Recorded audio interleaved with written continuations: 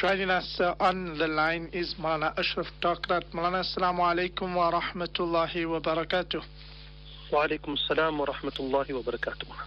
Jazakumullah khairan for joining us on the book review program this morning. The book that we are looking at, Maulana, Injunctions Pertaining to the Traveler, by Maulana Mufti Inam Haq Qasmi, and edited by Mufti Afzal Hussain Ilyas. Now, Maulana, no one can really avoid traveling, so this book on the laws and injunctions of traveling is relevant. Yes, no, very true, Maulana. I think that you would agree that in these times, whether we like it or not, I mean, some of us don't travel as well as others, but we have to travel. Travel is something almost inevitable. At some time or the other, one will have to make a journey, even if it's just the farthest journey to the Hajj. I mean, we had at our recent ijtima that you so kindly hosted in Malaysia, buses and buses of people who had made a journey, a safar, from distant places. People had come by car, people had come by bus. Like this, I mean, we travel for various reasons. We travel for pleasure, we travel for work.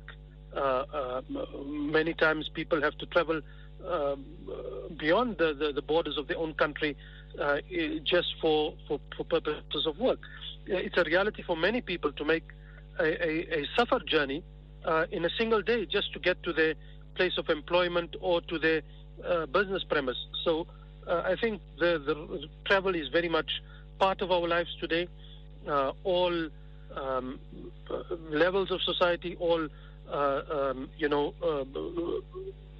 types of people for various reasons undertake travel. And so it is important, therefore, that we realize the relevance of a book such as this, like you say, because firstly, there are laws that govern all of the Sharia and every aspect of our lives, and travel is no different. There are laws that abound regarding travel and safar, and the author has here tried to put them into one place. Now, this is not the first attempt, Maulana. Throughout Islamic scholarship, many authors have put pen to paper and devoted special books and special works just on this topic of travel. There's a long list I have here, but I don't want to bore the listeners with this long list of Arabic names and Urdu names of authors who from the classical times have devoted themselves to this topic of travel and injunctions regarding travel, and also general advices, general observations regarding travel, Maulana. And Maulana, in this book here, what is the author's approach to the subject? So, if one looks at the contents, and after considering everything that the author has written and examining the contents page very carefully, one can divide perhaps what he has presented to us into a few categories. The first is that what he has is a number of general remarks regarding travel, the nature of travel, and general remarks concerning traveling, etc. Then there are certain considerations regarding traveling. For example, he has a section regarding the types of journeys that one undertakes. And here he divides them into hijrah, migrating from a place of bid'ah, migrating from a place where haram is predominant, migrating from a place to avoid physical injury, migrating from a place because of poor health, migrating for the safety of one's wealth, and then other reasons that necessitate travel, such as for dini ta'aleem, for lessons, for hajj, for jihad, for earning a living, for trade, to acquire the knowledge of deen, to travel to a place because of its sanctified nature. The nature of the place itself draws one there. Traveling to safeguard the borders of the Islamic State, the ribat, and then traveling to meet family and friends. So he has these types of considerations when one is traveling. and this is not only present in these articles and these sections of the book, but in other parts of the book as well. General comments regarding, for example, the types of travel that have been identified by scholars in their classical books, referring to the Arabic names for these types of travels, etc. Then what he has is a detailed laws regarding the travel, and this makes up the major part of this book. In other words, detailed laws regarding safar in all its dimensions. And one is actually surprised with the type of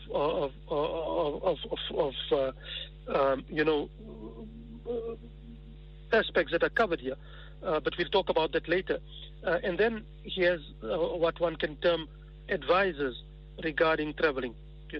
General advisors about traveling, advising people before you arrive at a destination, for example, how one should prepare oneself for a journey, and other similar types of advisors and good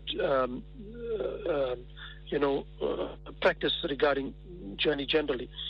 There's also a section that one can call and classify as the sunnah, and these are detailed here, but there's also what one can classify as adab, or good etiquette, and these are also given sufficient attention in a book such as these, Maulana.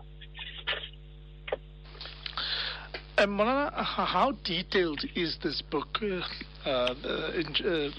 it comes to the injunctions pertaining to the traveler? Well, this is perhaps the most remarkable part of this book, is that the book is extremely detailed. There are over 400 masail that are covered in this book, and all these masail are referenced to the fatawa books of Shami, Ahsanul Fatawa, Bahrul Ra'iq, Hidayah, etc. These are Kifayatul Mufti. These are the main sources, and the author very carefully has compiled as many and tried to be as comprehensive as he can regarding this topic. So he tries to cover all possibilities. He's detailed, he tries to cover all possibilities, and in doing so he has really stretched his imagination, and also he has applied himself very carefully to what could be a situation that a traveler finds themselves in. So he tries to be as comprehensive as possible. I think that the type of masail that are covered in the books of Fatawa really would have assisted him, because they are practical, they cover the day-to-day type of scenarios that people will face, and they would have assisted him. But there's certainly an element of his own creativity in trying to cover as many of the bases as possible, and one sees this in the type of headings and the type of subheadings that really cover these more than 400 masail that are present in this book. At some point, he takes on a type of order that is similar to the type of order that one would expect in the books of fiqh. So there's masail regarding safar that are linked to salah, for example, and then they follow with masail of safar leading to that are linked to sawm and the fasting, and then masail of safar that are linked to the hajj. So in that sense, there's some sort of order as far as the book is concerned, and that gives the book some structure at some point.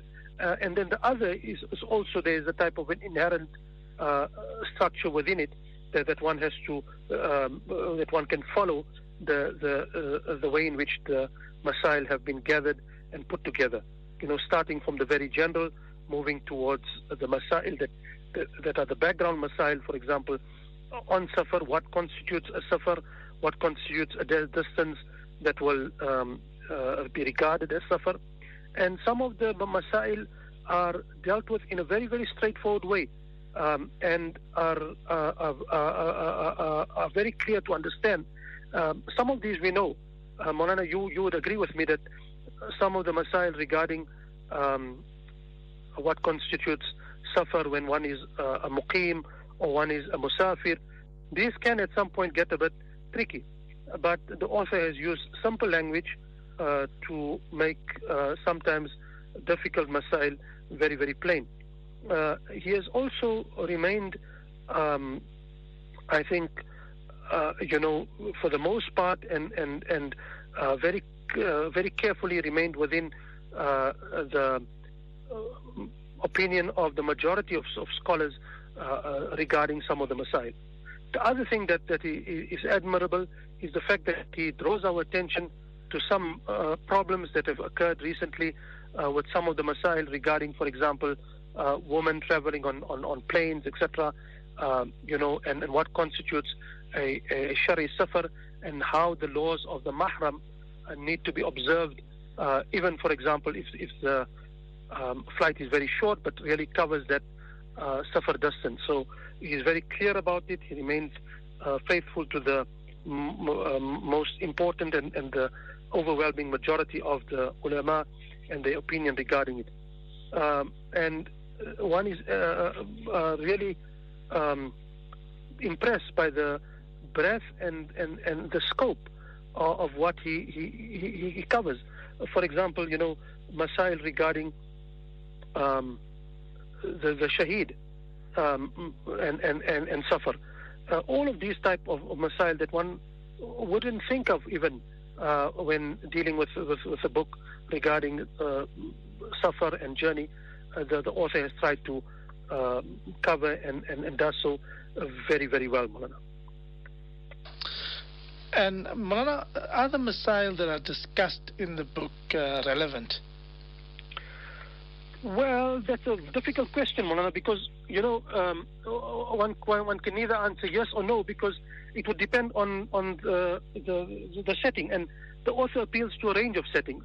So, for example, there is the whole thing about being on safar and then having to make ghusl at a train station. Now that is something completely unheard of. It's not something that we would be able to relate to. There is the question about a musafir eating and sleeping in the masjid that may be more closer to home for us, using the equipment and the facilities at the masjid, and to which extent can you use that. The question of staying at the masjid, for example. So it's really because he's covering such a vast range of settings. I think that in all, the masail are definitely relevant, and it is quite remarkable to see how he makes the links between the situation that people are faced with and the masail, because in each situation he tries to cover as many of the laws that are relevant and that are important. So I think yes and no. But at least the masail are there, and they make, for anything, they make for interesting reading, and it makes us appreciate, I think, for one, how people can find themselves in different settings, in different places, and have to really find a solution to their particular situation and the masail and the law, the Islamic law, that is relevant to them. Mark, could you tell us more about the author, Maulana Mufti Inam al-Haq Qasmi? Yes, Mufti Inam al-Haq Qasmi is a well-known author. Many of his books go with the title encyclopedia. So he's got encyclopedias, and these are in Urdu, encyclopedias of the laws of Ittikaf, Aqiqah, Ghusl, Umrah, Hajj, and Umrah, the Mayyit, encyclopedias regarding Qurbani. And these are extensive works. Encyclopedia on Tijara. This work seems to be the two-volume work, Safar ka Masail ka Encyclopedia. So this is the encyclopedia on two volumes, and it's been translated here for us in this way. Mufti Inam al-Haq Qasmi is a well-known mufti in India. He is from a Darul Uloom called Darul Uloom Azizia in Bombay. And I think the choice to translate this book is certainly a good one. One would hope that people take up the translation of his other works that can be equally beneficial for us. I think there's the book on, for example, the entire book on itikaf that I think people will really appreciate, because there are a number of masail there that affect people on a daily, on a yearly basis.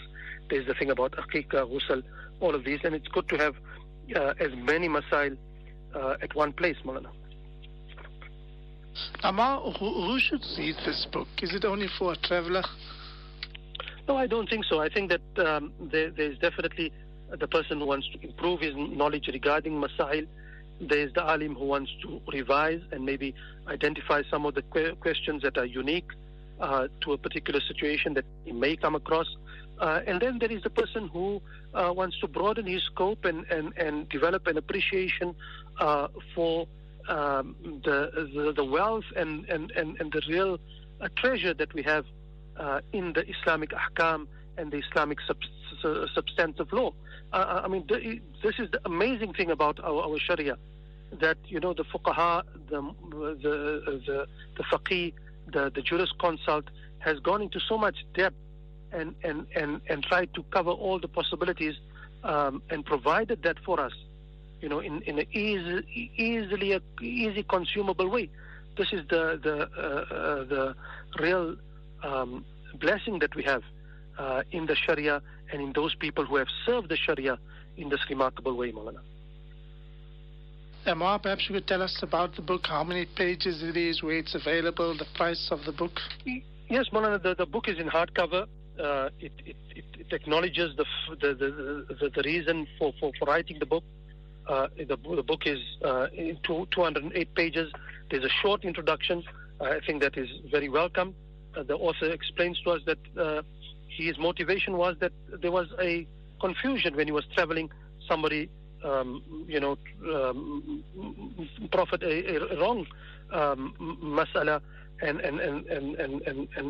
he wanted to correct this, and therefore he decided to gather these masail from the books of Arabic jurisprudence and the pious writings of our pious predecessors, the fuqaha, and put them all into one place. He passed this around to other muftis, and the book was acceptable, and therefore he decided to write the book. So this is a book that comes it consists of about 210 pages or so, and it's in hardcover, available from Zamzam Publishers. We know that there are a number of people who stock Zamzam Publishers books in South Africa. The translation is edited by Mufti Afzal Hussain Ilyas, rahimahullah.